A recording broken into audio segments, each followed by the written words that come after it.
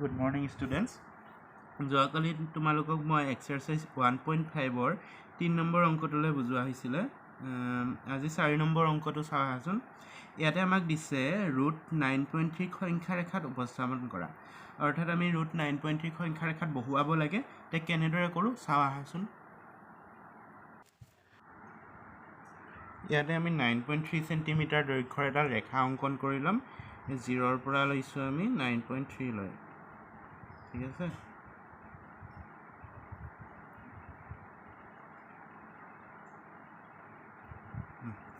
আমি এডাল ইয়াক নাম দিছোঁ AO।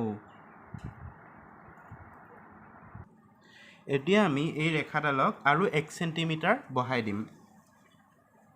O পইণ্টৰ পৰা আমি O বিন্দুৰ পৰা আৰু 1 সেন্টিমিটাৰ আমি বঢ়াই দিম ৰেখাডালক। আৰু এই বিন্দুটোৰ নাম দিছোঁ B। এতিয়া আমি ABৰ ওপৰত এটা অৰ্ধবৃত্ত আঁকিব লাগিব। গতিকে অৰ্ধবৃত্ত আঁকিবলৈ হ'লে আমি ABৰ মিড পইণ্টটো জানিব লাগিব। গতিকে আমি মিড পইণ্টটো কেনেকৈ উলিয়াম তোমালোকে আগতে অংকন প্ৰণালী পাই আহিছিলা, য'ত আমি এতিয়া আমি B বিন্দুক কেন্দ্ৰ কৰি ABৰ আধাতকৈ বেছি ব্যাসাৰ্ধ লয় ABৰ ওপৰ ফালে এটা বৃত্তচাপ আঁকিলোঁ, আৰু ঠিক তেনেদৰে ABৰ তলফালেও আন এটা বৃত্তচাপ আঁকিলোঁ। ঠিক তেনেদৰে A বিন্দুক কেন্দ্ৰ কৰি আমি ABৰ ওপৰ ফালে আন এটা বৃত্তচাপ আঁকিলোঁ, ঠিক তেনেদৰে তলফালেও আন এটা বৃত্তচাপ আঁকিলোঁ। এতিয়া দুইটা বৃত্তচাপে এটা বিন্দুত কাটিছে। দুইটা বৃত্তচাপে ওপৰত এটা বিন্দুত কাটিছে আৰু তলত এটা। এই বিন্দু দুটা আমি লগ লগাই দিম।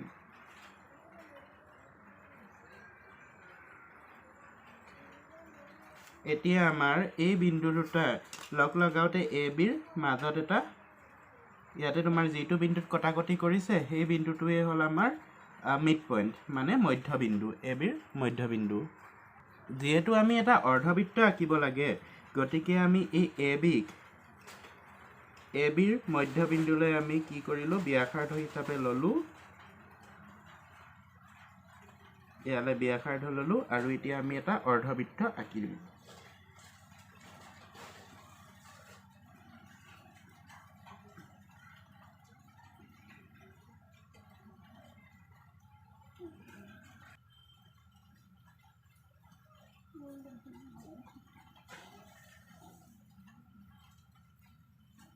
এইটো আমাৰ অৰ্ধবৃত্ত হৈ গ'ল। এতিয়া আমি কি কৰিম, এতিয়া আমি এই যোনটো O বিন্দু আছে, এই O বিন্দুত আমি 90 ডিগ্ৰী কোণ কৰি পেলাই এডাল ৰেখা আঁকিব লাগিব। গতিকে আহাচোন, ইয়াৰ বাবে আমি কোণমান যন্ত্ৰ ল'লোঁ। কোণমান যন্ত্ৰত আমি এই O বিন্দুক কেন্দ্ৰ কৰি 90 ডিগ্ৰী কোণ এটা অংকন কৰিম।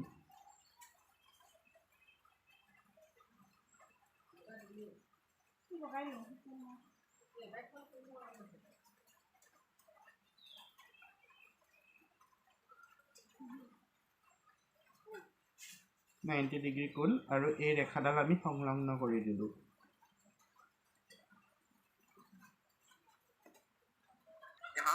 এতিয়া আমি ইয়াত যোনটো বিন্দুত কাটিছে সেই বিন্দুটোৰ নাম P দি দিলোঁ। ঠিক আছে। এতিয়া আমাৰ এই OP এইখিনিয়ে হ'ল আমাৰ 9.3, আৰু ইয়াক আমি সংখ্যা ৰেখাত কেনেদৰে উপস্থাপন কৰিম। এতিয়া চোৱা, আমি এই ABক আৰু অলপ বহুৱাই দিলোঁ আগলৈ, ইনক্ৰিজ কৰি দিম AB বাহুটো। এতিয়া আমি সংখ্যা ৰেখালৈ আনিব লাগে 9.3, √9.3 দেখাব লাগে। এতিয়া আমি OPৰ সমান দৈৰ্ঘ্য লৈ ল'লোঁ। এতিয়া আমি এই OPৰ সমান দৈৰ্ঘ্য লৈ এই P বিন্দুৰ পৰা আমি এটা বৃত্তচাপ আঁকিম। চৰি, মোৰ কম্পাছ কাটাডাল ভাল নহয়, সেইকাৰণে অলপ লৰচৰ হৈ আছে। বৃত্তচাপ আঁকিলোঁ, আৰু এই যোনটো বিন্দুত কাটিছে সেই বিন্দুটোৰ নাম দি দিলোঁ আমি D। ঠিক আছে। এতিয়া আমি এই যোনটো পইণ্ট পালোঁ সেই D পইণ্টটো, সেই পইণ্টটোৱে হ'ল আমাৰ √9.3। অৰ্থাৎ আমি ক'ব পাৰোঁ যে এই OD যোনটো আমাৰ OD সমান √9.3। OD হ'ল আমাৰ √9.3 অথবা আমি ক'ব পাৰোঁ যে এই OP নাইবা OD সেইখিনিয়ে হ'ল আমাৰ √9.3 আমি ইয়াক সংখ্যা ৰেখাত উপস্থাপন এনেদৰে কৰিব পাৰোঁ মই এতিয়া তোমালোকক সমাধানটো লিখি দিছোঁ ইয়াতে তোমালোকে চাই পেলাই লিখি ল'বা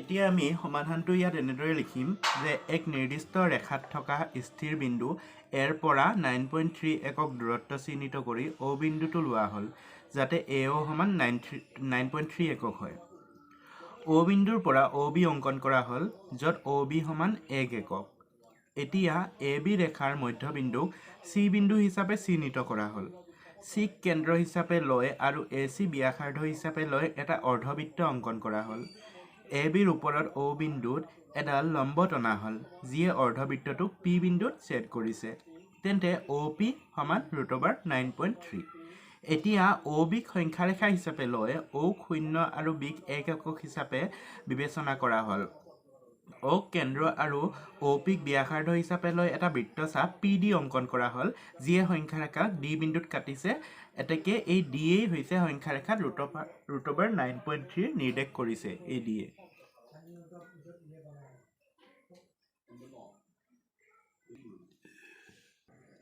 এতিয়া আহা আমাৰ 5 নম্বৰ অংকটোলৈ ইয়াত 5ত দিছে তলৰ ৰাশিৰ হৰবিলাক পৰিমেয় কৰা অৰ্থাৎ আমি হৰবিলাক পৰিমেয় কৰিব লাগে গতিকে আহাচোন 1 নম্বৰটো চাওঁ 1 নম্বৰত আছে 1/√7 ইয়াতে আমি এই হৰটো পৰিমেয় কৰিব লাগে অৰ্থাৎ √7ক পৰিমেয় কৰিব লাগে ইয়াতে আমি কি কৰিম √7ক যেতিয়া তুমি আন এটা √7ৰে পূৰণ দিবা তেতিয়া আমাৰ হৰটো পৰিমেয় হৈ যাব ঠিক আছে এতিয়া আমি এই √7ক আন এটা √7ৰে পূৰণ দিওঁ যেহেতু আমি হৰটো √7ৰে পূৰণ দিছোঁ তেতিয়াহ'লে আমি ওপৰৰ লবটোকো √7ৰে পূৰণ দিব লাগিব এতিয়া আমি জানো √7 * √7 হোল স্কয়াৰ অৰ্থাৎ √7 আৰু √7 পূৰণ কৰিলে আমি পাম 7 আৰু 1 * √7 হ'ল আমাৰ √7 তে √7/7 গতিকে ইয়াত আমি হৰ পৰিমেয় কৰিলোঁ এইটোৱে আমাৰ এনসাৰটো 2 নম্বৰত আছে 1/√7 - √6 ইয়াত আমি কি কৰিম এই √7 - √6 আমি √7 + √6ৰে পূৰণ দিম তলত যদি আমি √7 + √6ৰে পূৰণ দিছোঁ আমি ওপৰতো দিব লাগিব √7 + √6 এতিয়া চোৱা আমাৰ ইয়াতে তলত আছে √7 - √6 আৰু ওপৰত আছে √7 + √6 এতিয়া আমাৰ ইয়াতে এটা সূত্ৰত পৰিছে এটো কি সূত্ৰত পৰিছে a - b whole into a + b যেহেতু a √7 ইয়াতো √7 আছে ইয়াতো √6 ইয়াতো √6 আছে a - b whole into a + b সূত্ৰত পৰিছে অৰ্থাৎ সূত্ৰটো আছিল a² - b² গতিকে a হ'ব আমাৰ √7 স্কয়াৰ - b হ'ল আমাৰ √6 হোল স্কয়াৰ আৰু ওপৰত 1ৰে এইখিনিক পূৰণ কৰিলে আমি পাম √7 + √6 এতিয়া √7 হোল স্কয়াৰ মানে 7 - √6 হোল স্কয়াৰ মানে 6 ওপৰত থাকিলে আমাৰ √7 + √6 এতিয়া 7 - 6 মানে হ'ল আমাৰ 1 থাকিলে √7 + √6 আমি এই 1টো নিলিখিলেও হ'ব যেহেতু তলত সকলো সংখ্যাৰ তলত এক এটা থাকে গতিকে ইয়াৰ আমাৰ এনসাৰ হ'ল √7 + √6 3 নম্বৰত আছে আমাৰ 1/√5 + √2 ইয়াতে আমি কি কৰিম সেই আগৰ নিচিনা একেই প্ৰসেস যেহেতু 1/√5 + √2 আছে ইয়াক আমি পূৰণ দিম √5 - √2ৰে তেতিয়া আমাৰ এইটো এটা সূত্ৰত পৰি যাব এতিয়া তলত যদি আমি √5 - √2ৰে পূৰণ দিছোঁ আমি ওপৰতো দিব লাগিব এতিয়া চোৱা ইয়াতে a + b whole into a - b সূত্ৰত পৰিছে সূত্ৰটো হ'ল a² - b² ইয়াতে a পালো আমি √5 স্কয়াৰ - b হ'ল আমাৰ √2 স্কয়াৰ এতিয়া আমাৰ 1ৰ লগত এইখিনি পূৰণ কৰিলে আমি পাম √5 - √2 √5 হোল স্কয়াৰ মানে হ'ল আমাৰ 5 - √2 হোল স্কয়াৰ মানে হ'ল 2 এতিয়া ওপৰত আমি পাম √5 - √2 তলত আহিলে 5 minus 2 মান 3 আৰু ওপৰত √5 minus √2 4 নম্বৰত আছে 1/√7 minus 2 ইয়াত চোৱা আমি কি কৰিম আকৌ আগৰ প্ৰচেছে 1/√7 minus 2ক আমি √7 plus 2 ৰে পূৰণ দিম যদি আমি তলত √7 plus 2 দিছো ওপৰতো আমি √7 plus 2 ৰে পূৰণ দিব লাগিব আকৌ সূত্ৰত পৰিছে a minus b whole into a plus b ইয়াত a হল আমাৰ √7 আমাৰ সূত্ৰত হল a square minus b square b হল আমাৰ 2 square ওপৰত হল √7 plus 2 √7 whole square মানে হল 7 minus 2 square মান 4 আৰু ইয়াতে আছে √7 plus 2 7 minus 4 পালো আমি 3 আৰু ওপৰত হল √7 plus 2 5 নম্বৰত আছে আমাৰ 13/√5 ইয়াত আমি কি কৰিম যেহেতু হৰ পৰিমেয় কৰিব লাগে 13/√5 এই তলৰ √5ক আৰু এটা যদি √5 ৰে পূৰণ দিও তেতিয়াহলে হি পৰিমেয় হৈ যাব তেলে তলত যদি √5 ৰে পূৰণ দিছা ওপৰটো দিব লাগিব √5 ৰে √5 into √5 কিমান হৈ যাব √5 whole square অৰ্থাৎ আমি পাম 5 আৰু ইয়াত পাম 13/5